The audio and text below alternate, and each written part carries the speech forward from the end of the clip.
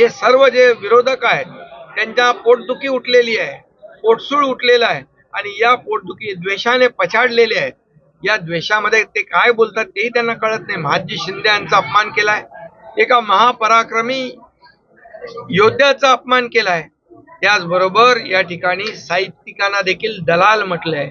या तमाम जे दिल्लीमध्ये अखिल भारतीय मराठी साहित्य संमेलन होत आहे त्या साहित्यिकांचा देखील अपमान केलाय दलाल म्हणून. आणि त्याचबरोबर या देशाचे ज्येष्ठ नेते शरद पवार साहेबांचाही अपमान केलाय.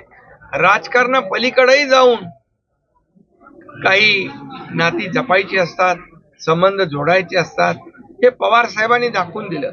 आणि मी देखील माझ्या 2.5 वर्षाच्या कारकिर्दीत काय, माझ्या 10 वर्षाच्या मंत्रिपदाच्या कारकिर्दीत, 40 वर्षाच्या माझ्या सामाजिक कारकिर्दीमध्ये मी कधीही राजकारणाच्या कक्षेमध्ये बांधून स्वतःला घेतलं नाही. मी राजकारणाच्या पलीकडे मैत्री जपली, संबंधही जपले आणि म्हणून तर या राज्याचा मी मुख्यमंत्री होऊ शकलो.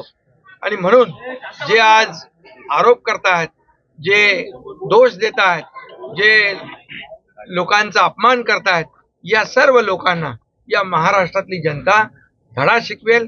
विधानसभेत तर त्यांचे चारी मुंड्या चित केलं. जसं पानिपतची लढाई तिकडे केली महादजी शिंदेंनी, तसं या महाराष्ट्रातल्या माझ्या लाडक्या बहिणी, लाडके शेतकरी, लाडके भाऊ सगळ्यांनी या विरोधकांचं पानिपत केलं. अरे त्यांना विरोधी पक्ष नेते एवढी संख्या पण नाही दिली तरी सुधरत नाहीत. आणि आता असेच ते बोलत राहिले तर येणाऱ्या स्थानिक स्वराज्य संस्था निवडणुकांमध्ये त्यांचा सोपळा साफ होईल, चारी मुंड्या चित होतील.